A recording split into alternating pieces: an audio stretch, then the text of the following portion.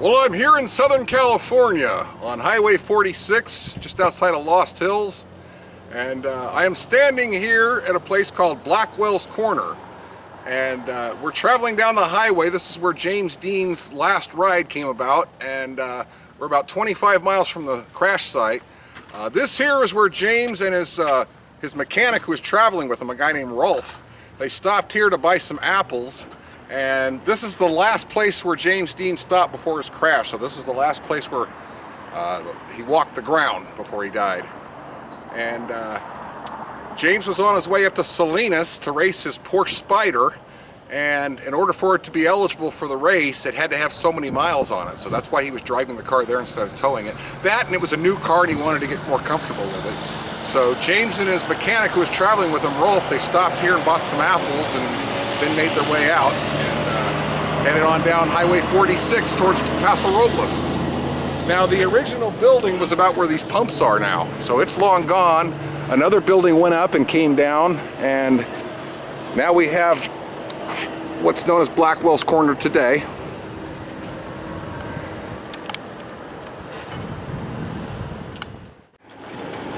All right, well, my timing is perfect for coming in here. You are the artist who made these James Dean murals? Yes. What's your name? John Cerny. John Cerny. Yeah. And tell me a little bit about your projects here and how you came about doing it and what your connection is. I'm an artist from Salinas, California. My medium is giant plywood structures, people, things, scenes, commercially and privately around the country. Mostly in California, but I do them in the Midwest a lot. But I had always had a thing for James Dean, the history of Dean, and I had a good friend who paid me to do a mural in his lobby of his accounting firm of a scene of James Dean at his last stop at Blackwell's Corner, right here, before he got in his car, drove down the road about 20 or 30 miles and died in a car wreck. He wanted to, he didn't think the people in Salinas knew enough about the history of Dean. So I completed that mural in his lobby, and we got to talking, and it was right around the 50th anniversary of his death in 1955, September 30th, 1955. So I had tried to get permission to paint a giant mural on the hillside over by the Jack's Ranch Cafe in Chelam, near where he died. But they wouldn't let me do it, so I thought, well, I'll ask the guy here at Blackwell's Corner, who has a shop, a market gas station, if he'd mind if I put up one of my, just a portrait of Dean. In a new way of working, my square panels, I take my leftover scrap pieces of plywood that I use for other projects, instead of throwing them away, I cut them up into little 11.5-inch squares, and I paint them randomly. So it was one of my first portraits I'd ever done in this fashion. So I picked a big portrait, a poster, an iconic shot of James Dean, a pensive kind of a look that shows his personality. Broke it up into about, I guess 80 or 90 squares. Painted them all individually without even knowing where I was painting on his face. Came out here, had cut out the background base foundation, and then screwed them all on. This was back in 2004, just before the 50th anniversary of his death. Here it is 10 years later. And I drive by all the time, and I stop in, and if the owner's here, I'll say hi. And he has since commissioned me to do a couple of the giant ones in the background from Rebel Without a Cause.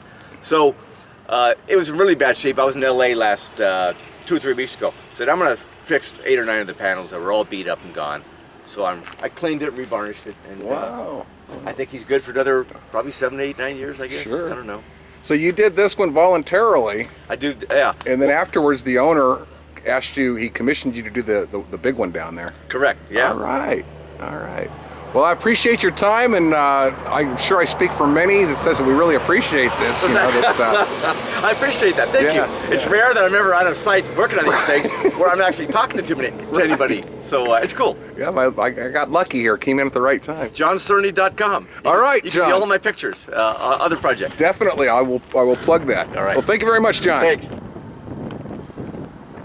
Well, I'm here at what is now known as the James Dean Memorial Junction, and it was here on September 30th, 1955 at approximately 5:45 p.m.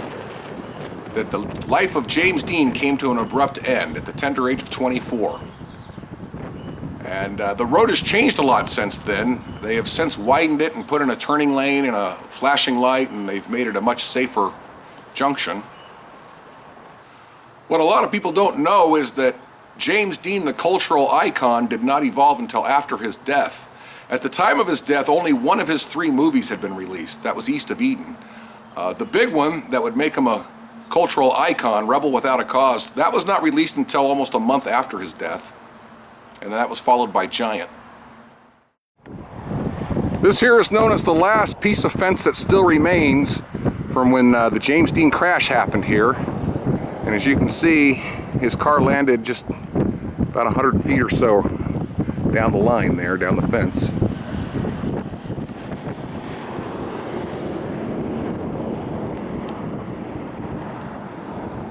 Here at this intersection, a local man named Turnipseed was making a left turn to go up Highway 41. The crash happened here. James' car did a 360-degree spin coming right towards us, and then it ended up over here.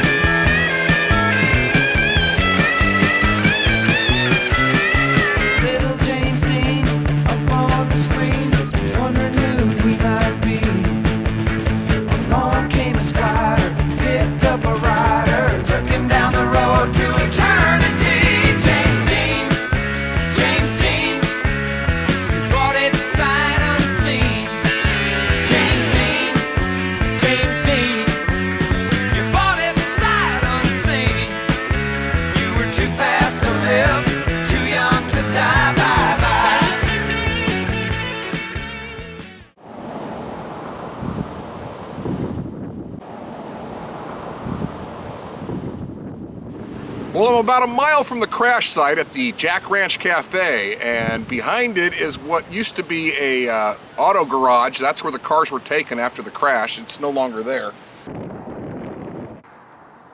Now, the tow truck driver who hauled the cars down here, he was also the garage owner. His name was Paul Marino. And as you can see on these side steps here, he carved his initials into the steps and dated it 1953. That was a couple years before the accident. We'll talk about a low-down bed, refrigerator, you were just too cool for school. Sock hop, soda pop, basketball and auto shop, the only thing that got you off was breaking all the rules. James Dean, so hungry and so lean. James Dean, you said it all so clean. And I know my life would look alright if I could see it on the silver screen.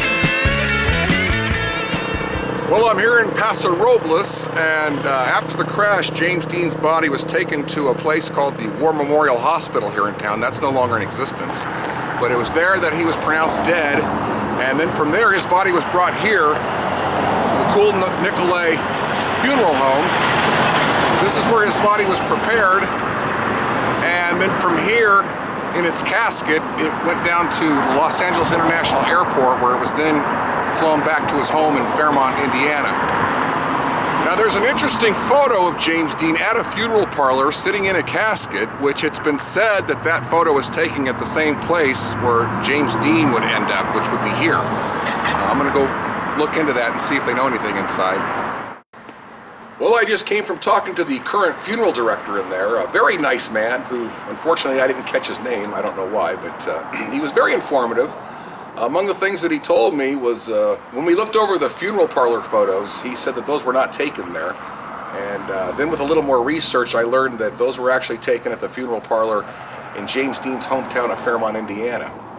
And from what I understand, they were taken just a few months before his real funeral would take place there. But among the other things that the director here told me was that the paperwork that they have on the work that they did on James Dean's body in preparation for his funeral, he said that their James Dean files, they keep that locked up in a secured safe, and rightly so. And but he also informed me, he said that they still have the gurney that was used to transport his body, as well as a lot of the other original equipment that they had back in those days. And he said that they owned the ambulance service that was used. And when we reviewed the crash site photos, he said that the driver was a longtime employee named Jim who had just recently died. As far as his car goes, the Porsche Spyder, nobody knows where that is now, or the remains of it. After the crash, it went on a tour as part of a police safety exhibit, and it toured around the country for a while. And then it was last seen at an exhibit down in Florida, and wherever it was supposed to go from there, it never arrived. So it's believed that the mangled remains were stolen, but it's part of history's mystery. Nobody knows what happened to James Dean's death car. Well, that's the end of this trail. I hope you enjoyed it. I hope you learned something. I certainly did. And you never know where I'm going to pop up again, but I'll see you somewhere down the road. Thanks for being with me.